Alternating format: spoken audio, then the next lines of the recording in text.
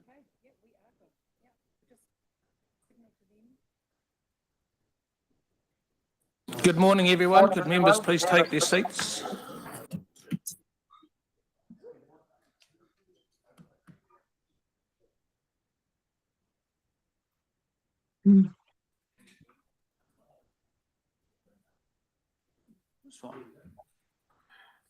Okay, good morning, everyone, and welcome to the Vision Planning, Growth and Environment Committee meeting for Monday, the 11th of November, 2024. Health and safety, if the alarm goes off, please make your way orderly out the door across the road and assemble on the curb across the road from the Regional Council building. Please be aware that this meeting is being live streamed and a video will be publicly available on YouTube. Could all members and members in the gallery please put their phones on silent, please? And if you are speaking, please remember to turn the microphone on and speak clearly into the microphone. Can I now ask Councillor Baker to open the meeting with a karakia? Mauri ora e te whare. Me inoi tātou. Ki mihi te pōranga haua te ao kia i o rangi, kia i o whenua, kei ngā mata o te ariki, kei mata nuku, kei mata rangi, kei reira koe tāne te waiora, e ngā maunga rū, e ngā awa para whenua, rere uta ki tai ki Tangaroe, ko koe, ko au, ko tāua nei, whiti ao, whiti ora, ara mai te toki, haumi e hui e, tai ki e. Thank you, Councillor Baker. I now call for apologies. Do I have any apologies? Apology stands for Councillor Makaurau Sydney, who is on the leave of absence. I will move that the apologies be accepted. Do I have a seconder? The Deputy Mayor Schooler.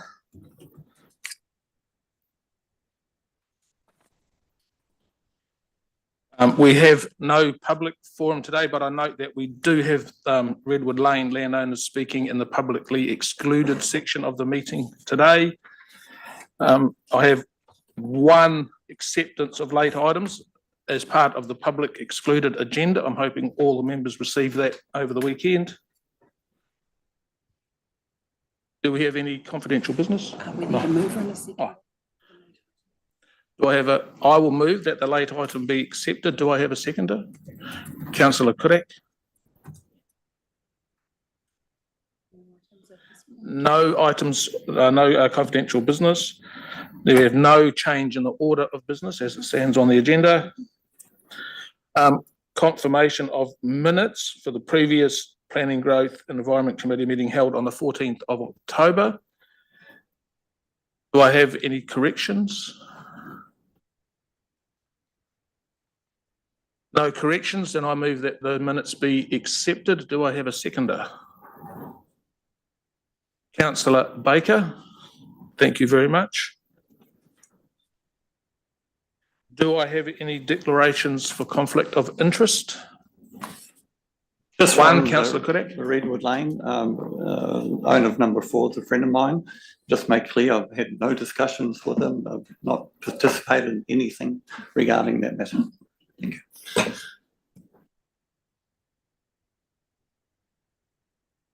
Could you confirm which? He doesn't need to. Oh, he doesn't need to? No. Okay, no, he doesn't. It's just a Redwood Lane member, he doesn't need to. Thank you very much for that, Councillor. Have any other conflicts of interest? Councillor Morris. Well, while we're at it, I note that one of the submitters was, I can't say my midwife, but my wife's midwife, but had no discussions on the matter at all, and just declaring an interest, not a conflict of interest.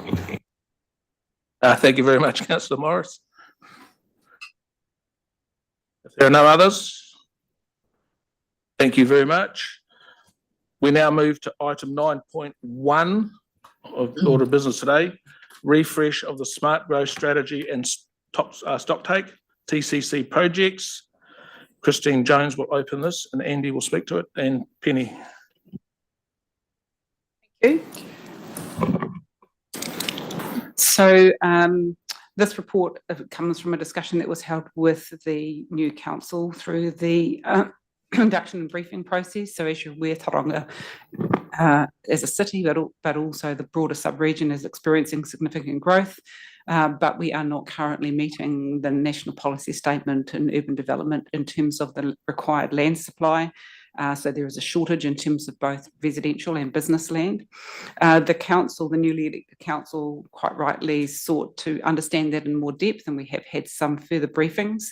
You're particularly interested in how did we get here, what's the background, what actions are being taken to address the issue, and specifically, is there more that can be done to address these matters faster and with more effect? So as a result, we did some further briefings. As I said, there were some site visits taken to help elected members understand the situation. And the third arm to that piece of work was to get some external advice so that you're getting a view from someone who's not a staff member who's been involved with this for some time. We contracted Penny Perrott. So Penny Perrott has significant experience in growth matters, had many years in Auckland City, but has been out working as a consultant for some time. She was involved in a similar piece of work where the Smart Growth Partner Councils asked similar questions in 2021 and was part of a panel at that time to do a stocktake review. So it was efficient and effective for Penny to look at this matter again. So she has done quite a lot of work on it and will present her independent report to you. So I think probably best just to hand over and she'll work through her methodology and her key findings. Thank you and welcome, Penny. Thank you.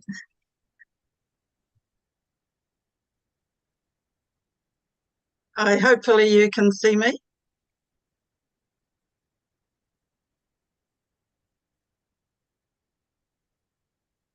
Good morning, can you hear me? Yes, we can hear you. Okay, all right. Thank you for making time to hear the results of my review this morning. As Christine has said, she asked me to look at the progress that the council has been making in addressing the land and housing supply shortfall within its district.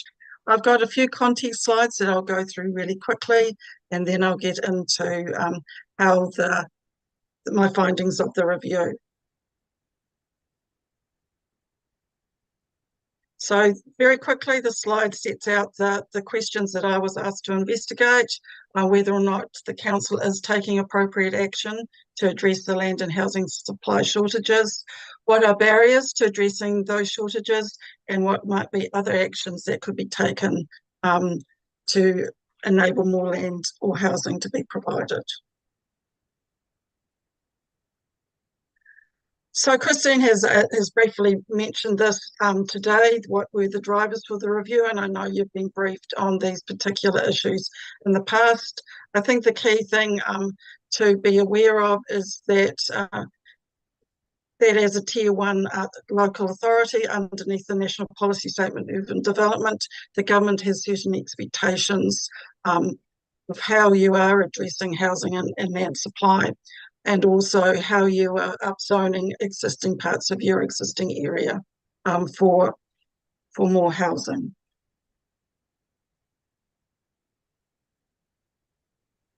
So in terms of the future development strategies under the National Policy Statements for Urban Development, you are required to provide sufficient development capacity for the short, medium and long term, and that development capacity must be in both brownfields, which is your existing urban areas, and greenfields, land not currently zoned urban, and must provide for both standalone and detached dwellings. The interesting thing about the development strategy is its definition of development capacity is that it must be planned enabled, so have the appropriate zoning in place, infrastructure ready, so it's either provided or there is funding identified for it, and it must be feasible and reasonably expected to be realised. And that's something I'll talk a bit more about later on in the presentation. So just really quickly, as you're all aware, Tauranga is part of the Western Bay of Plenty Smart Growth Alliance, and that alliance undertakes for Tauranga, Western Bay of Plenty District Council and the Regional Council an integrated housing and business assessment, and it also develops a future development strategy for the sub-region. The recently adopted and released growth strategy indicates that there is between 37 to 43,000 additional dwellings required across the whole sub-region, and that there is a projected shortfall across the whole region. The majority of that being within Tauranga City's district of around 6,600 to 7,600. That shortfall is not new news. The council, over various iterations of itself, has been regularly advising successive governments, that it's been unable to meet its growth target due to barriers beyond its control.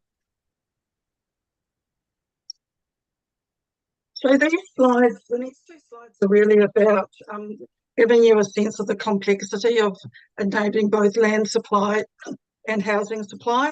It is not an easy issue to address, and it's something that many councils have been grappling with for many years. The details of what's behind each of the components in these two slides can be found in my report on pages 7 to 11 for this slide, and I'll tell you that in terms of housing supply, the pages then. But basically what this is trying to show you is the complexity of what needs to be done to enable land supply, but also who needs to be involved. It's a similar case for enabling housing supply. In this situation, local government has a lesser role in terms of it can provide the circumstances within which houses can be built through rezoning land and providing infrastructure capacity.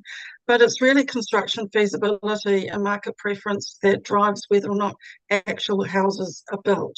And the details of this can be found on pages 9 to 11 of my report.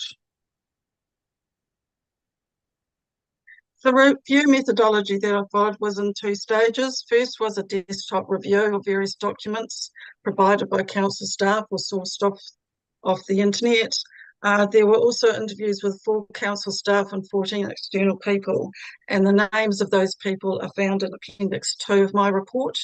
The second stage involved assessing council's progress on enabling land supply in the 3 priority growth areas of Te Papa, Taurika West and Te Tumu, and also on enabling housing supply in Te Papa. And as Christine has mentioned, this was from a point of view of looking at what was identified in the Smart Growth Stock Take back in 2021, and seeing what progress had happened and since that time. So in terms, I think I'll jump through.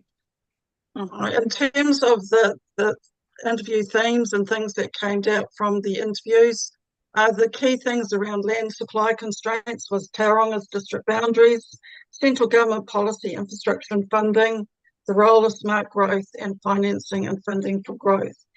And these, more detail about these themes can be found on pages 12 and 13 of my report, and also in Appendix 3. In terms of housing supply constraints, it was around realising density, the consenting processes, construction process, and funding and financing of growth. Turning to the actual progress, the next 2 slides use a colour code where green means that that part of that component of the process has been achieved. The orangey colour represents that it's in progress, and the red is that there are some major constraints. So in terms of the 3 priority growth areas, looking first at Te Papa, and that does include the Te Papa Peninsula, but also Tauranga West and Mount Maunganui. In terms of planning, the council has done what it can do in terms of planning. It has rezoned, it's done 3 structure plans, it has rezoned the land for higher density housing, and so those issues have all been addressed. In terms of infrastructure, the council has identified what work has to be done to increase the capacity of infrastructure, and is underway progressing and designing the infrastructure that needs to be put in place to service the additional density in those areas. And in terms of funding, as you will be aware, in the recently adopted long-term plan, it has identified this area as a priority area for the first 10 years of the LTP. In Tauriko West, you're still in the middle of progressing a number of actions. Firstly, in terms of planning, the plan change that will provide the urban zoning for Tauriko West is going through to a hearing before the end of the year. And there has been a lot of work looking at what is needed in terms of the consents. So the council has lodged a comprehensive resource consent with the regional council for stormwater provision. In terms of infrastructure, the reason why the table is split between orange and red is that the council is underway providing the enabling infrastructure that is required for that growth, but it is red because the key transport connections and requirements that NZTA have to provide are not being progressed as quickly as they need to be. If you read my report, there is a long history of planning for those works by NZTA over many years, but a lot of flip-flopping between various central governments about whether or not the project should progress or not. In terms of funding, it's a similar story. We have a case where the council has a number of development agreements in place with the owners of the 2,400 homes that can be provided because of the council's enabling infrastructure work. But although the NZTA has indicated that the improvements to State Highway 29 are RONS, or Road of National Significance, and there's been an indication that those projects will be part of fast track consenting, there is no indication of actual time for delivery or funding of those projects. Turning to Te Tumu, it's also in a situation where there's been some spatial planning and structure planning of that area, but there's still ongoing conversations with PK14 Trust, the Māori Trust responsible for that part of the area where it is necessary to open up to allow for feed transport and other connections to go through to the remaining privately owned land of Te Tumu.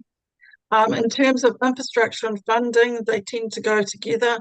Infrastructure, there is knowledge about what needs to go into Tumu, but no work has been progressed because neither central government or Tauranga Council have sufficient funds to actually address this issue, and that has to be put into the long-term frame because of that. So the key constraints in enabling land supply in those priority growth areas are definitely the changing central government's transport priorities, and that's meant a regular delaying or stopping projects required to unlock growth areas. You know, some governments want focus on public transport, others want focus on roading. The reality is you need both to support growing sustainable urban areas, and that this is a major problem in terms of moving some of these areas forward. There's also been inconsistent policy direction leading to conflicting outcomes, particularly in places like Te Tumu, where the National Policy Statement on Freshwater and the National Policy Statement on Indigenous Biodiversity meant that large parts of those areas may no longer be available for urban development.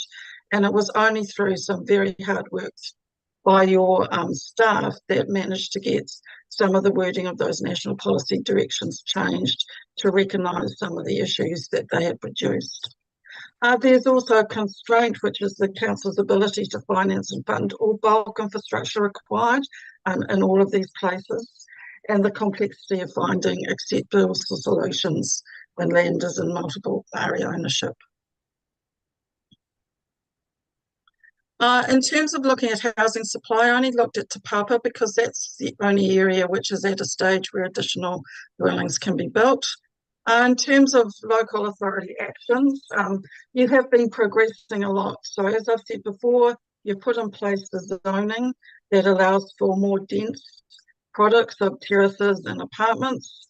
You have been doing civic improvements around your city centre to increase the attractiveness of that area for residential development. There are some areas that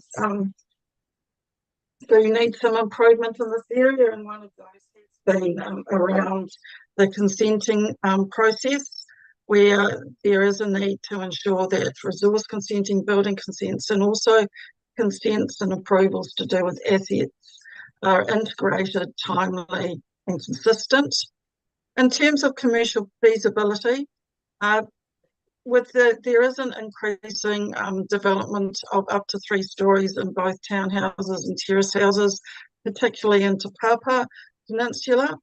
But what we're finding is that the commercial feasibility of doing anything over 4 stories is just not there.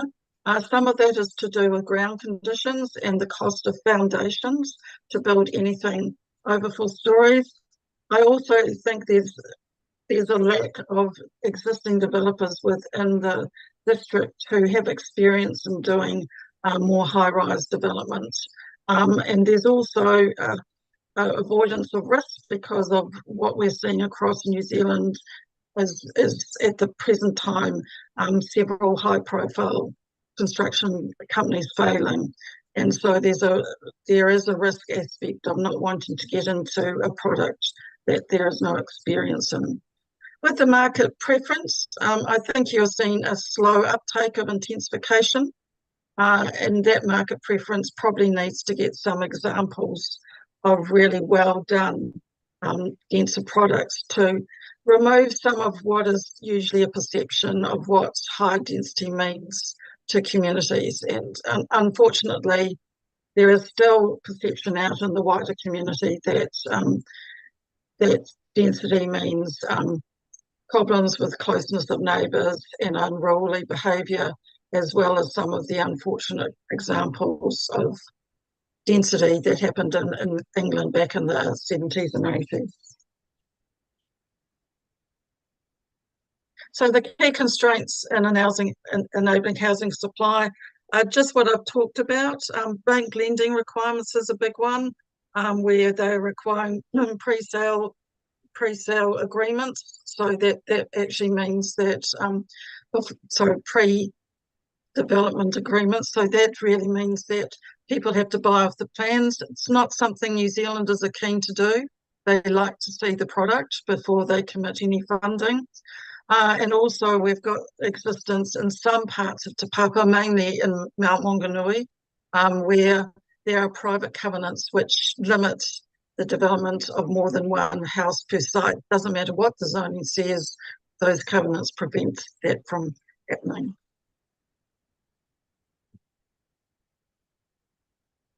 So the review conclusions, I think one of the key takeaways is that many, if not all of the people I talked to in the interviews felt that Tauranga was a proactive council that was pro-growth, that was trying to do as much as possible within its statutory and financial powers, to enable development capacity.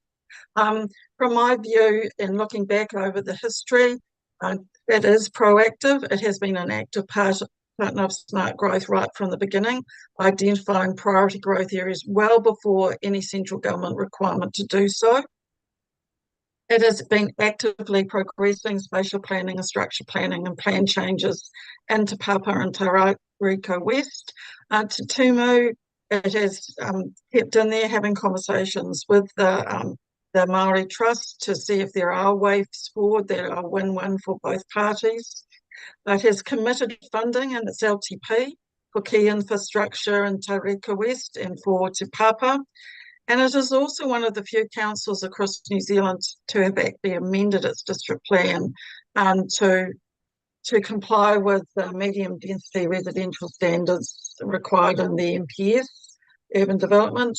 And it has also increased height in its city centres around town centres and public transport routes. It could improve consenting and approval practices, and that is one of the things that I think should be progressed. And in talking to the leader of that team, in terms, some of those things are already underway.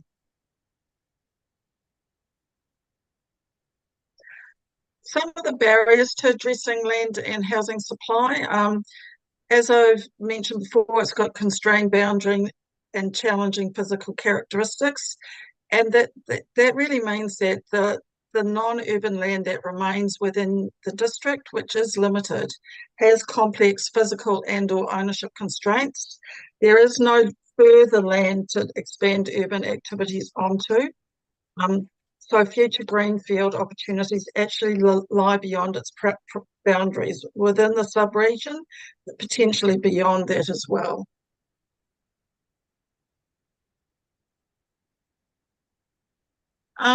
This is really a key one, and I think it's something that this council and Smart Growth really need to have some, serious and honest conversations with central government.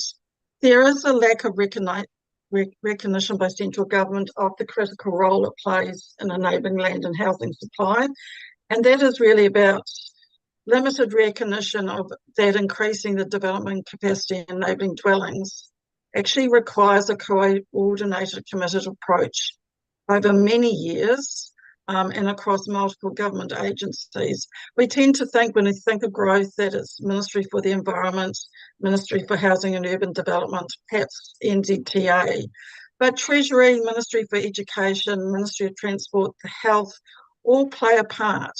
And if they have isolated or uncoordinated changes in policy or projects, that creates uncertainty and additional costs and delay when land can be developed for housing.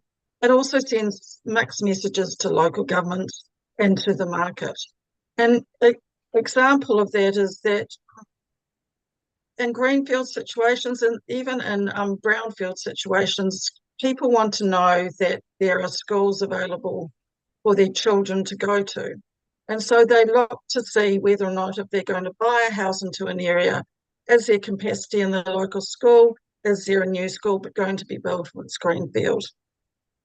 Ministry of Education doesn't seem to get that role that they play in terms of making a place either attractive to buy into or not attractive, and can sometimes delay or stop school projects that were fundamental to releasing areas for growth. There's also a concern with Competing Resource Management Act, National Direction. We have national policy statements requiring local government to provide for greenfield and brownfield growth, while also protecting and enhancing biodiversity, freshwater bodies, highly productive land. And there's little guidance on how to make trade-offs between those often competing national outcomes.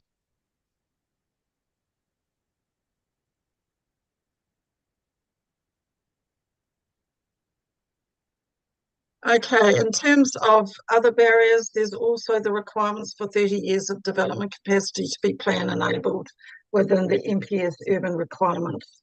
So as I've mentioned, Tauranga and other councils have been grappling for many years on how to balance competing national direction, fund and deliver infrastructure, and also how to secure central government long-term commitments to deliver growth-related infrastructure.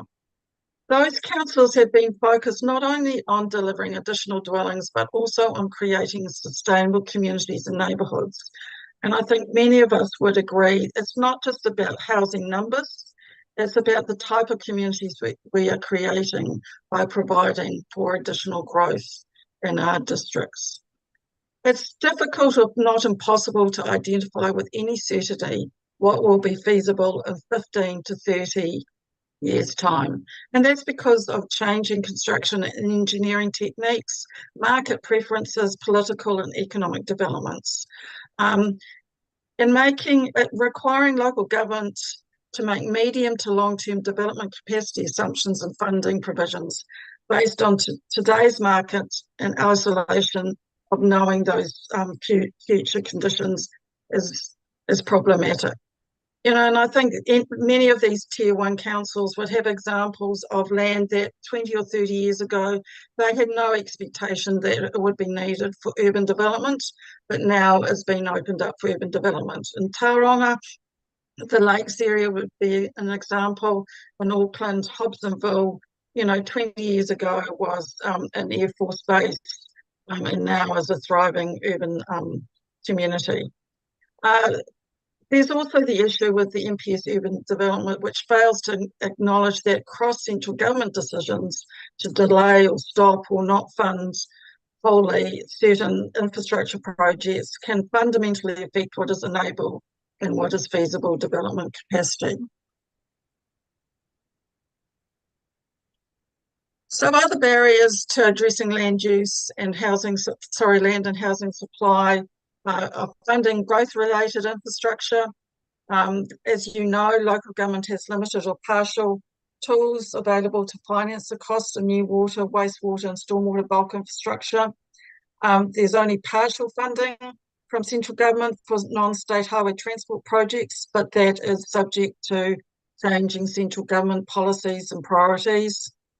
Central government has introduced alternative funding through Crown Investment Properties Infrastructure Financing and Funding Levy, but that has its limitations, particularly where there are multiple landowners.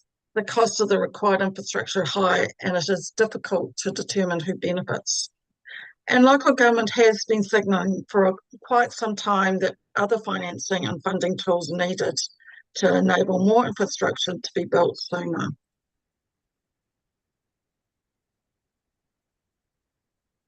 So moving on to what are the actions the City Council could consider.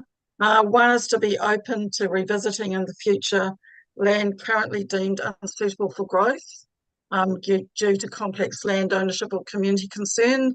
And there are some, there is one area of non-urban land,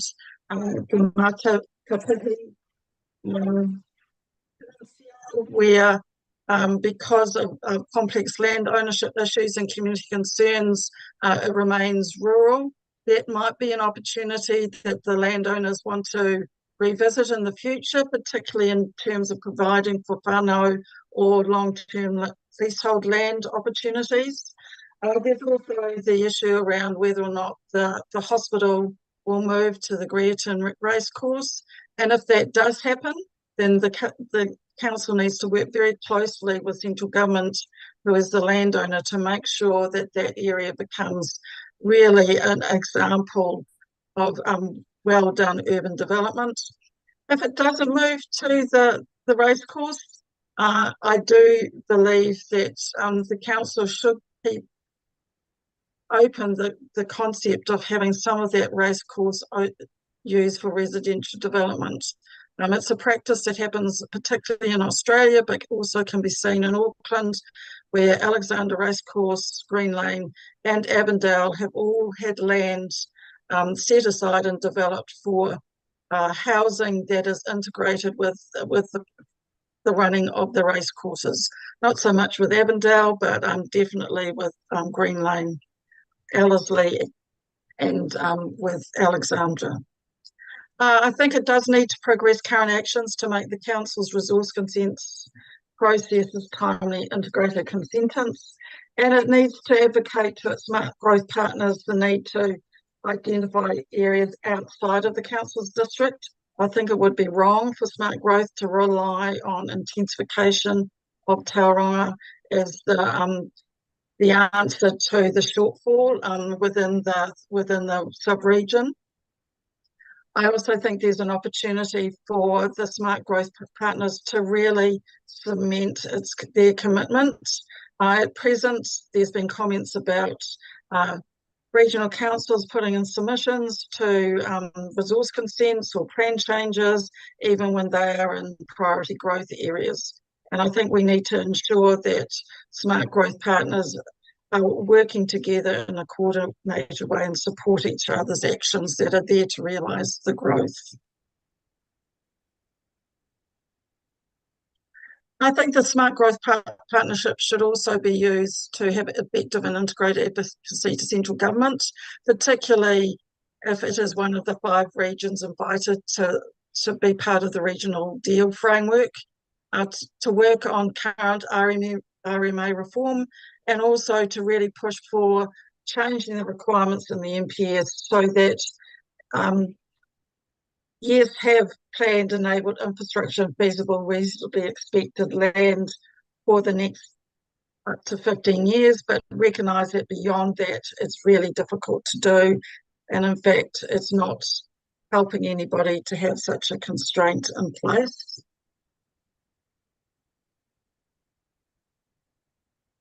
And lastly, I think it's really important that the Smart Growth Partnership and the Council encourage central government to actually be accountable for committing to and delivering at the agreed time the central government physical social infrastructure were required, and also accepting that playing the police or implying consequences for councils which do not meet 30-year feasible development requirements is actually not acceptable and is insupportable when it's, quite often central government that is failing to provide on-time critical infrastructure to enable that development capacity. I think the regional deal process is a really ideal opportunity that, if provided to the region, should be grasped with both hands, because it's within that perhaps that understanding from central government of working closer with Tauranga and the other councils will be fully understood, and better commitment from central government will be achieved. Thank you. Any questions? Thank you very much for your report, Penny. And yet we do agree with most of what you said. There's a few parts that I do have concerns with, but yeah, the main point is that it would be far easier for councils or central government actually actively supported us in our growth, and that growth was actually removed from the political cycle. Right, I'll ask members, do they have any questions for Penny?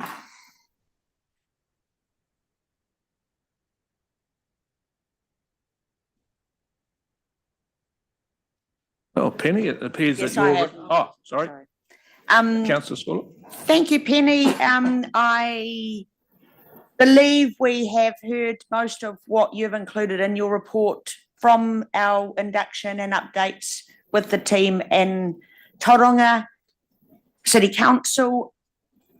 There wasn't very much that was different to what we're hearing, that there's challenges and that we should be looking at a regional deal and that we should be talking to central government, which we are doing. The only thing to me, there wasn't anything particularly new in the report.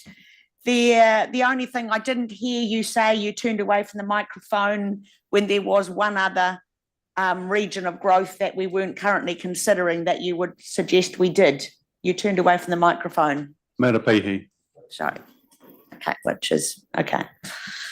Okay.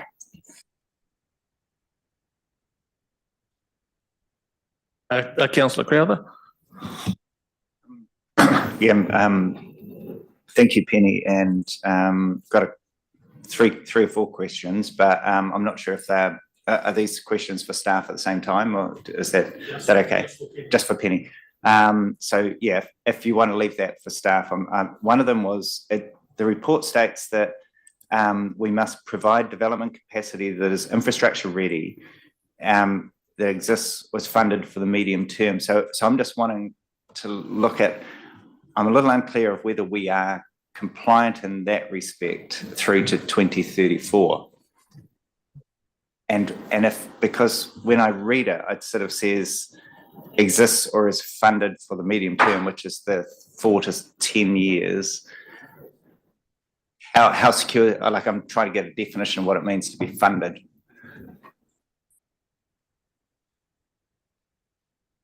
Do you want me to answer that, Christine, or are you going to answer it? The most appropriate person can answer, please. I'll give it a go, Penny. So the NP, and you want to add to it, the NPSUD talks about service that either has to be in the ground or it has to be provided for in the council's long-term plan. So, and as you're aware, we've removed from our long-term plan, because of our fiscal constraints, quite a lot of growth investment. So we're non-complying, and we have advised the Minister of that. So we don't have the land and we don't have sufficient provision for the infrastructure. I guess I'm thinking in terms of I understand for Te Tumu, but for Tariko West and for what Penny called Te Papa and Mount Otomotai, is that compliant? So in your long-term plan, you do provide both money for Te Papa and for Tauriko West in terms of what you have to. Sorry, there's a bit of a noise. I don't know if you can hear that. So there is provision in your long-term plan in the first 10 years for both of those areas. I'm not in a position to say if that's all the money that is required, but there is quite a considerable amount provided in your long-term plan for both of those areas. But equally, well, particularly for Te Tumu, that's not all of the money that is needed to release the land for growth. And so as my report says in the presentation, in Tauriko West, only 2,400 houses can be built, as opposed to the total that was proposed in the structure planning. Thank you. The other question, I'm just trying to understand, and on page 15 of the report, or I think, number 15 of the report itself, it states focus area for the first 10 years of LTP funding, and it has some numbers there.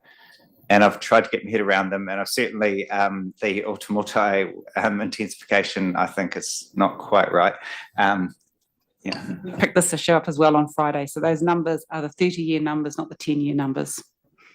Yeah, so apologies for that. I should have clarified that. No worries, that's good to clarify. Thank you.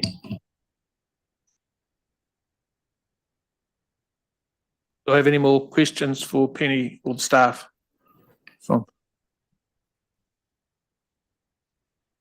There appears to be no more questions. So are questions for staff being done separately or together? All together. I would like to understand the cost of this external consultancy. I think it's something that yes, we're coming in as elected members, and yes, we're going to need to know stuff, and yes, we had quite a lot in our campaign that the people of Tauranga wanted to know, are there financial disciplines in place? And yes, there are very big constraints to us financially as a council, all of us, but it really concerns me that we think we have to go out and get external reports on what we've been presented by staff, I think, really well. And I think from understanding the issues and the barriers and the challenges and the opportunities, yes, we will question it because we have to question it. But to me, I'm not feeling, I feel it's concerning that there needs to be an external that's come in to voice or to give an opinion on whether Tauranga's City Council done enough, because yes, we will question, and yes, going forward, it's okay. But to me, it's really important that we actually do build that trust with us and the staff to say we are wanting to question things, and that's okay. But in actual fact, we don't need externals. And I want it minuted that it concerns me that when we're trying to say, let's look at consultants and look at our costs in areas that we can cut them down, that we've now had 2 instances in the last 10 days where external advice has been sought, and I personally don't feel it's necessary or adding value. So to me, I think it's really important that we address, do we go out and get external views when I think it's pretty much covered what we're hearing from staff, which I'm believing, but obviously questioning. If you wish to respond, yes. So the source of this was a specific question that was asked by 2 elected members in a briefing where there was a direct question to the Chief Executive. My understanding is the Chief Executive then responded back as he had been requested to, as what action would he take, and he said that he would get an independent review. So I'll go back and find that interchange where that was documented, and I can circulate that to elected members. or we may well have different views across the table. To me, I'm saying my view is we don't need to get more consultancy costs because we've got an issue with an unbalanced budget, an OPEX budget, and I really want to address that. So there might be different views from my colleagues, but I'm putting my view out, and it's that we need to start looking at discipline on our financials, and does it add value to get externals, and making sure we are going to get value. And no negativity to you, Penny. You've done what we asked you to, but to me, from a financial discipline perspective, we need to start saying, is it adding value or not? Thank you, Deputy Mayor. Is there any more questions directed to Penny and staff in relation to the report? If not, we'll move. Oh, Councillor. Yeah, question for Christine. I guess I'm interested in how confident you are and staff are around the existing housing shortfall numbers. And I understand we've got a housing shortfall, and I understand there's some critical problems in that area. But I look at it and I kind of go, 5,000 to 6,000 dwellings, 12,000 or so people. And I'm just wanting to sort of sense check, how confident are we that that is the reality, that there are maybe 12 or 13,000 people out there in Tauranga right now who want to be in a home and can't be in a home? Andy might want to comment on this as well. I think what we're seeing is, because of the shortage in supply, prices are going up, and that's actually meaning less people can afford it, and so households are combining. So you're seeing that in the number of people per dwelling is increasing over time, because they can't afford to live in a household composition that would be their first preference. So they're having to live with others because they can't afford to get on their own, which is driven by the fact that there's not enough supply when the prices are too high. So, but Andy might have some other comment to add from that to that. Yeah, so a big part of that shortfall, there's what's happened historically, and then there's what's likely to happen in the future, where we're saying population growth will still exceed more supply coming to market. So what's happened historically, I think obviously people make choices. Some of them unfortunately do end up in some form of homelessness, but other people continue living with their parents. They flat with a multiple group of people, or they choose to live in Rotorua or Matamata or something like that. I guess what we're charged to do is look at our population projections and plan for those people to live in Tauranga, because that's what they want to do, and they want to live in their own home. And so I guess there's a little bit of a grey area, I guess, with that historic housing shortfall, and you could probably argue that some people have made choices and they are housed. And perhaps you could look and suggest it's a bit lower than that, but it's still I guess a real issue. I think probably what we do at times is to look at the housing shortfall as just one big number, when the reality is there's a whole lot of different types of housing, and you can break it down. And a lot of the housing where we're short of is affordable housing that's simply not affordable for developers to deliver, even if there was a lot of and sufficient development capacity out there and land supply. They still struggle or not able to deliver houses at $400,000 or $500,000 or even $600,000. So there will always be, unless there's major structural change and change to the cost structure of development, a shortfall of housing in that lower end of the market.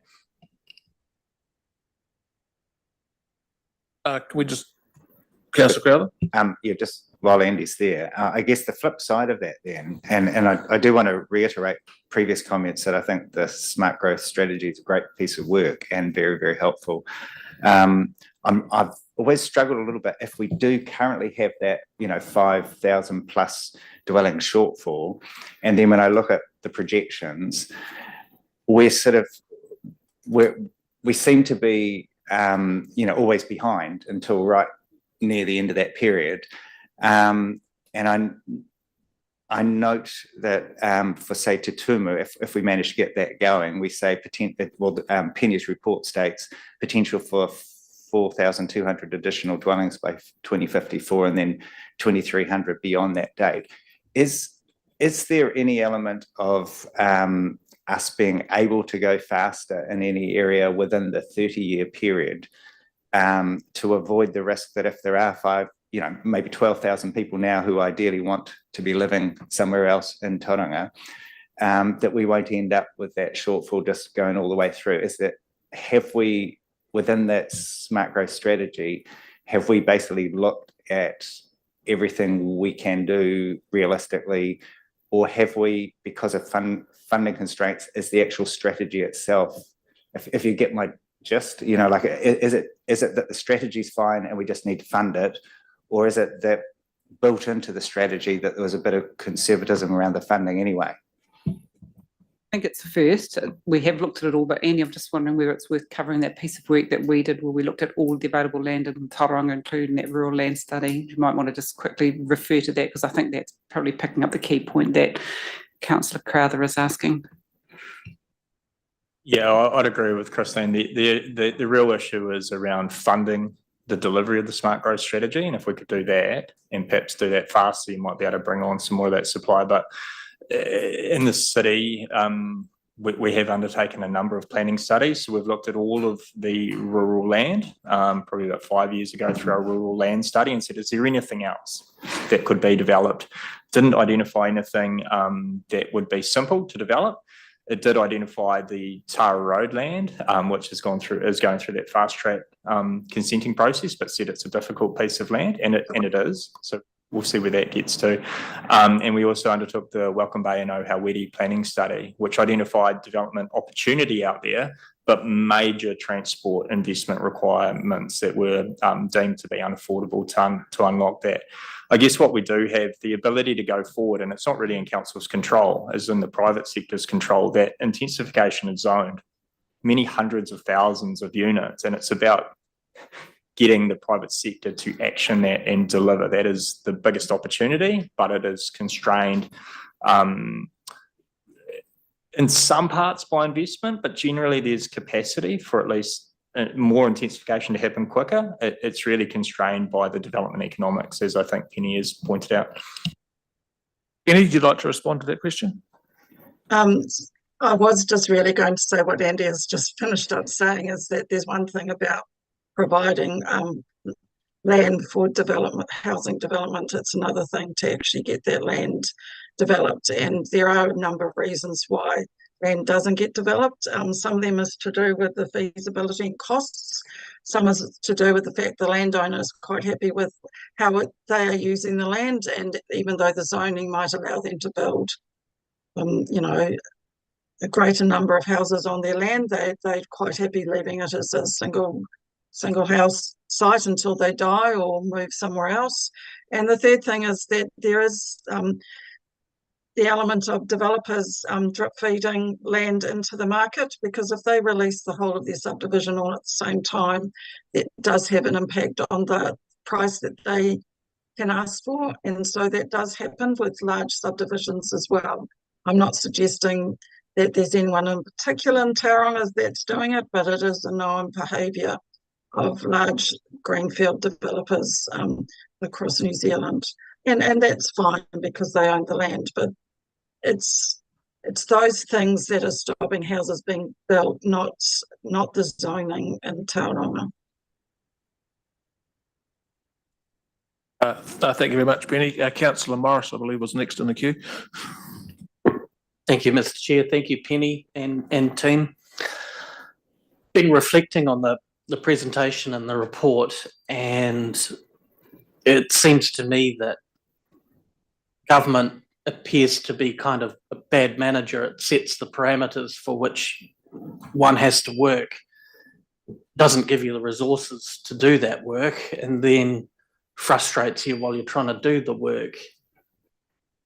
What is the current government working on to try and alleviate the pressures that we've got? And is it sufficient? And can you say, that's kind of a Penny and a Christine question. Want to go first, Penny, and then I'll follow? I think the this government has certainly indicated that through the fast track legislation that it's keen to remove what it sees as barriers in the consenting process. It has also talked about the importance of getting infrastructure built to enable growth to happen. And I suppose that's where we're at, and it has proposed the real deal, a sort of regional deal process, which is used particularly in Queensland, but in other parts of Australia, where central and local governments sit down together and work out exactly what needs to be done in terms of growth and development, and also who's going to pay when it's going to be delivered, and give some certainty around the process. I mean, that's not a silver bullet either, and I'm sure if you talk to some of the councils in Queensland, it hasn't always gone as well as proposed, but it's a good step forward. I think the situation, though, they are still talking about consequences for councils that do not meet the NPS urban development requirements, and I do find that unacceptable in terms of their role in that approach, and it would be much better if they did sit down, and hopefully they will do that through any regional deal process to work in a more coordinated way. The resource management reforms certainly are an opportunity to try and get more integrated national direction coming through, but those are early days, and there hasn't been really any announcements of what that might look like. So on one hand, they're indicating that they have an understanding of some of the infrastructure constraints, but they're also pushing forward with this view that it's local government holding up development in growth areas through the comments that they've made in the national policy statement. So I think the jury's out a bit on whether or not they are going to progress things in a more cooperative and coordinated way and support local government or not. Christine, I don't know if you want to add anything. So Penny sort of covered it, but there's these three pillars in the Growing for Housing Growth program. Pillar 1's freeing up land for urban development, including planning barriers, which includes the fast track RMA 2 and RMA 3. There's the pillar 2, which is improving infrastructure funding and financing to support growth. We know that includes likely changes to IFF legislation. There's work happening in the development contribution space, etc. And then pillar 3 is providing incentives for communities and councils to support growth. And in the coalition agreement, there was some talk about GST as a potential. So there's a whole series of streams of work under each of those pillars. As to whether or not collectively they're going to go far enough, I think their jury is out. We do not have enough detail in what that is going to be. We do have staff involved in a number of them on a confidential basis, so we are inputting where we can, where we have opportunities. But at the end of the day, those decisions from all of those various working groups will go to Cabinet, and then once that comes out and we see some things will not need legislation and some will, and then what the ultimate legislation is, it is another beast. So I think by mid next year, much of the direction will become public, and then we'd be able to give you a better feel that if that direction were completed, would that be enough, or is that still not enough and there'd be still gaps in the overall package? Yes, Councillor Morris. Thank you, Mr. Chair. Looking at what we may be able to control as Tauranga City Council, as I travel around the country, I notice a lot of other cities have smaller bespoke, so, if I'm excluding Hamilton, smaller bespoke subdivisions on their fringe, which are underway. And if I specifically use Auckland as an example, up on what I'm terming the North Shore, but that's everything on the way up to Whangarei, there's smaller subdivisions which have been consented there, but have suboptimal ways of dealing with wastewater, such as trucking the stuff out. We've always held the view that the infrastructure has to be ready before you engage in a subdivision. Is there consideration within the Tauranga City Council organisation for suboptimal infrastructure delivery that gets housing over the line sooner. Obviously, we can act on advice around this table, but that's something traditionally we have never considered. Is that something that we possibly need to start considering? We did have this issue, in fact, in terms of Wairaki, where land was zoned and we were down to counting the number of houses that we could fit into the water and wastewater system. And some of them we had to not allow to proceed. So we have been here, but the decision was, and Annie might know the specific reasons why, but that we would not be allowing people to build homes where you can't ensure health and safety from water and wastewater perspective, or that it would compromise the service that's already been provided to others. And we're at that stage where we do need to make the next lot of investment. There's no easy carve-on, add-on areas that you can just build with an existing capacity in terms of greenfields. I don't know, Andy, if you want to add anything to that. I want to comment as well, being his part of the business, but my understanding is that Watercare have enabled some of these arrangements in Auckland. They haven't always necessarily gone as well as they hoped, and they're looking to phase them out, and they were definitely seen as being temporary. Perhaps it's something we could just explore a little around what their experience has been, and perhaps report back. But no. Oh, it'd be interesting to look at maybe a definition of suboptimal as well. And plenty of examples where the intent might be good. And we've seen several instances in Australia, for instance, where developments go ahead. There's a plan to put the correct infrastructure in place over time. Affordability becomes trickier and trickier. Funding sources disappear, and you end up trucking wastewater and sewage and trucking water in for a much longer period of time than you had anticipated. So I think it's a dangerous place to find yourself in. But I think the definition of suboptimal and how you're then going to make it an appropriate level of service over time is going to be key to that conversation. So some perimeters to go into it, I think, before we can do some investigations. Thank you very much, staff. Mia Maha, you had a question? Yeah, it's an interesting one around being really the chicken and the egg. We've sort of discussed around this affordability kind of thing, but the issue we've got is, like if we swamp with supply, we then drive the price down, which then makes a lot of these unfeasible, and they're not actually ever going to happen because they're not feasible. But then we're saying we need that supply, and I guess that's why house prices are up. And I think of something like Te Timu, we keep getting told it's probably not feasible, but if the land price actually dropped, then it's never going to happen. So then we're going to get into an even a worse situation. So how can we manage that to balance that out? Because it sort of seems like an unsolvable problem in the city.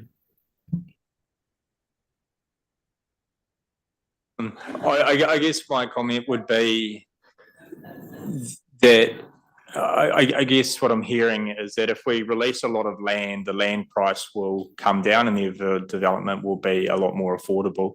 But in the work that we've done, the land price is actually only a very small component of the overall development cost. So it might be about 10% of the cost structure, including your profit and risk margins of creating a fully developed section. So you get a section for about maybe $400,000, 40,000 might relate to the underlying land component. So even if you flood the market with additional supply, you're only playing with that $40,000, and that's a rough number, that component of the overall structure. So you're not going to have a massive impact on the overall section or house price kind of equation. Yes, Mayor, supplementary. Yeah, so I guess I I understand that, but it's the 400,000 we're dealing with here.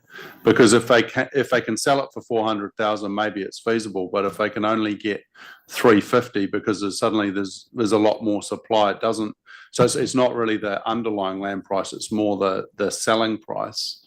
I'm just interested as to how we can make all this sort of puzzle work. Because if we make it that there's X amount of sections, I guess the market maybe just decides that they are trickled out because that's the only way they can make them feasible. But And that's what we need to do before we release these large growth areas and invest significant funds, tens, sometimes hundreds of millions of dollars of council funding in infrastructure. We have to ensure these areas are going to be feasible to develop, and the developers will actually turn that land into subdivision sections and homes. And that's an exercise that we have to do sort of on a case-by-case basis, and something that changes quite significantly over, say, the property or economic development cycle. And so there are some challenges with feasibility at the moment. There's no question about that, both in greenfield and intensification. But you only need to look, 5 years ago when the market was going crazy, and to know that in time that'll change. So I guess one of those things is if the developers can deliver a lot faster, again, they can probably sell things a bit cheaper, if they're turning them over and getting them out the door. So it's really case by case, but costs are a challenge. Thank you very much. Deputy Mayor Scholar. Thank you. And I guess this is just a little bit coming back to the puzzle and a similar question, I guess, of Councillor Morris, but looking at a different angle. And we have been given the numbers of smart growth, and we know that those numbers are tracking well against actuals, but I still haven't quite got my head around where we get to. And I guess when you talked about the fact that right now there are people that want a house, but it's too expensive, so they're living at home or flatting or doing other things, are we sensibly saying let's try not to have that reality in the future, or should we be saying that's always going to happen? That's actually been happening for 30 years, probably worse now with the price of housing. But have we done the numbers to say, well, let's take them out and keep them out and say people want a house, but they're always going to be 5 to 10 years after they first want a house, they'll get a house. But it'll take that time, because we can't do anything about affordability. We can't change the market. And are we saying this is reality, but this is what we'd like, and the numbers go up from that? Or can we actually say this is reality and the reality is going to stay? So can we use reality, not what we'd like it to be, to project what our numbers are going to be? So moving forward, the way we understand that they're going for growth housing policy is going to work is the government are going to set 30-year projections through Stats New Zealand, and we're going to have to work to those, plus a margin over top. So we're going to be told what to look at moving forward. In terms of any additional allowance we might make for an existing kind of imbalance, that's probably something that's more at our discretion, but we'll just have to see where that policy lands in the end. That policy due? So that's due to be finalised in the middle of next year through the RMA changes and the changes to the NPS urban development, but we will have drafts probably in January or February.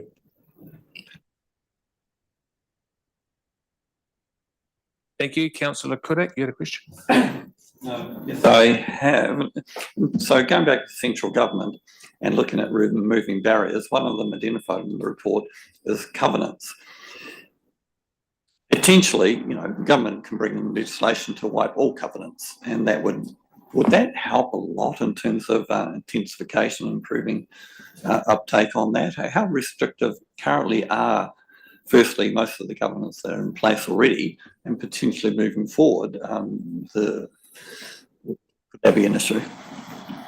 Yes, it is an issue, and it is a matter that we've provided information to previously to various government departments who are providing policy to the government, and we've raised it with ministers. So it's an issue in terms of ability to redevelop in some parts of our city. So if you take something like Bethlehem, it's limited in terms of your ability to put multiple dwellings on a lot. So the medium density residential zone, while it sits in the plan now and is operative, the covenants in many of those areas would stop that happening.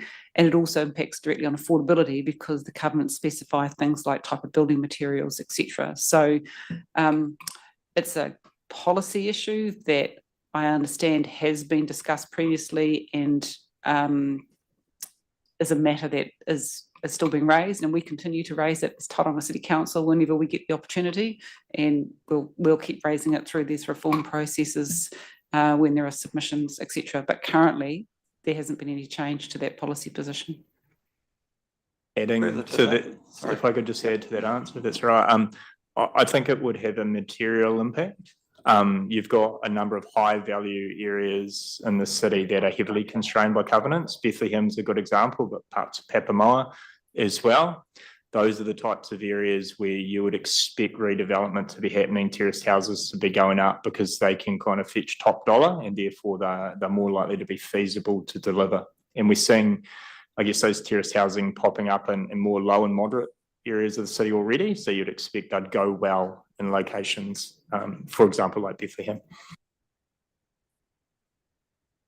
Yes, it wouldn't be popular with a lot of people that benefit from covenants, and obviously that's probably why it's difficult for central government to engage in terms of passing legislation politically. It could be very difficult, but you've got to weigh up the overall benefit for our community. If it's a huge benefit generally to the wider community, I mean, really, they've got to be brave. And but keep on trying, keep on raising it, and perhaps one day you might get some traction. And bearing in mind we're trying to keep this moving,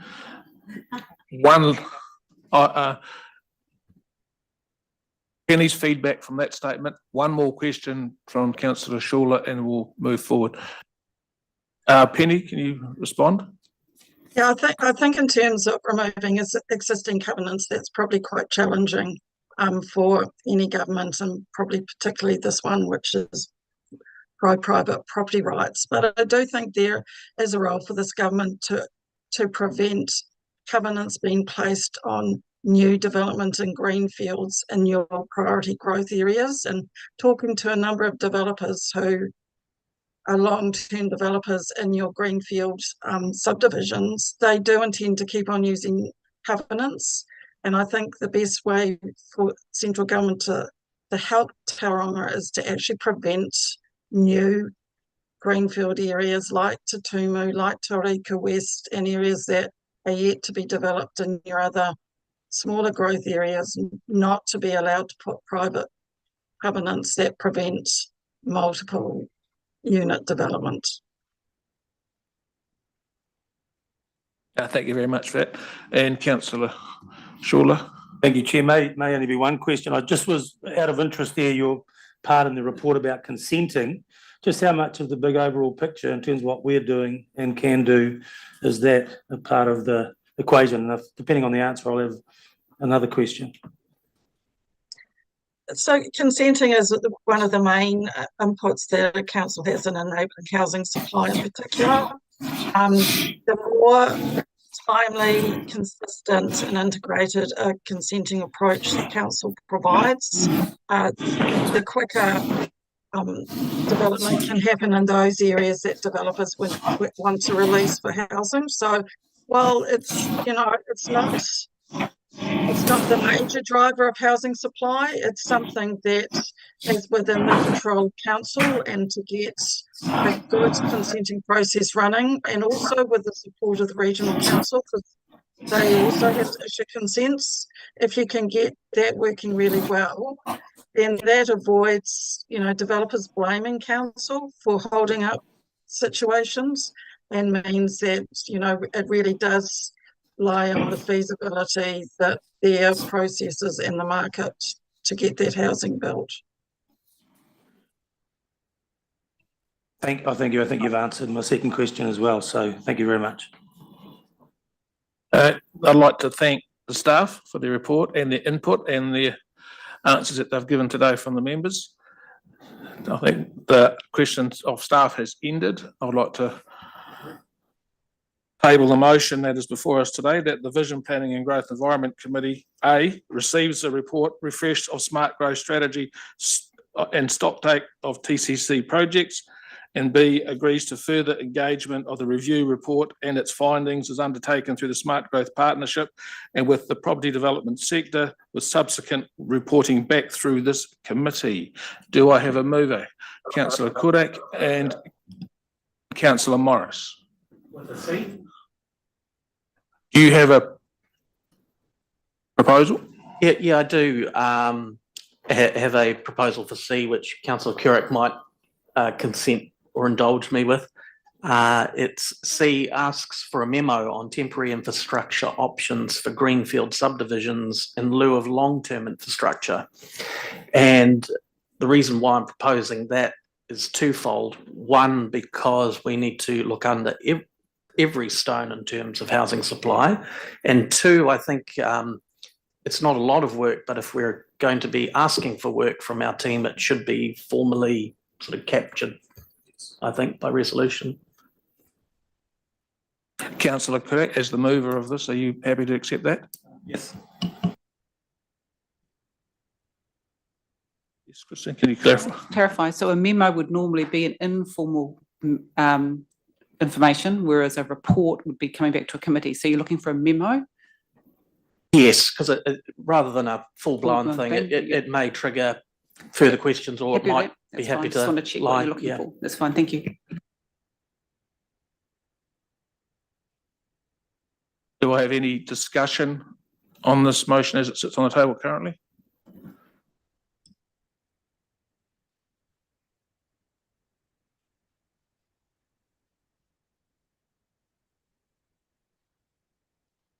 Only that, if I can speak as a mover, that it will continue to be the city's #1 problem, housing, and anything we can do to progress that and ensure that we do have adequate supply and an affordable supply, we should absolutely go there. Councillor Morris? Thank you, and thanks to Penny for her presentation, but also the final comment around covenants in greenfield subdivisions. It's very interesting, and I think over time we might want to explore that as well, because it doesn't affect existing residents, but future residents and future generations. I wonder if we could have an RMA covenant on the title of some sort of greenfield subdivision, that there be no covenant from Property Law Act. That would be interesting.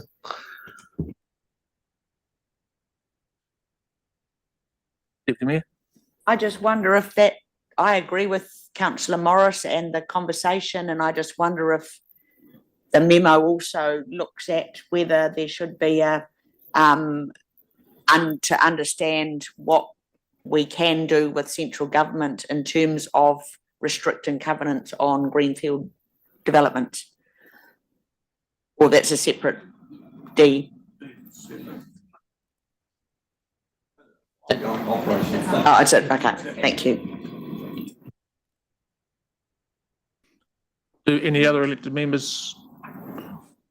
No, I'd like to put the motion. All those in favour? Aye. Opposed? Motion is carried. That went on for a while. I would like to adjourn the meeting now for 10 minutes for coffee and drinks. We'll reconvene here at 11 o'clock. Thank you.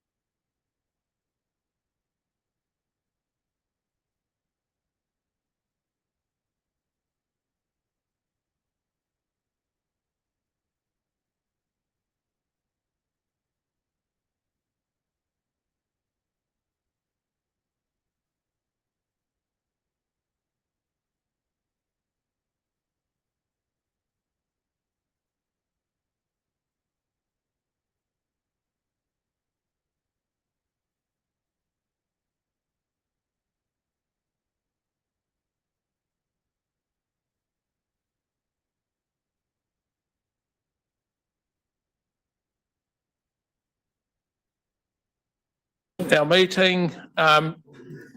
Due to those that are speaking in the public excluded section of the meeting, I now put forward that this meeting move to public excluded. Do I have a mover?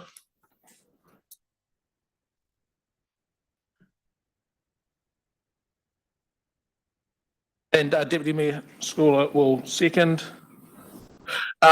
Councillor Rick Kudak has exercised his conflict and he's sitting out this session of the meeting.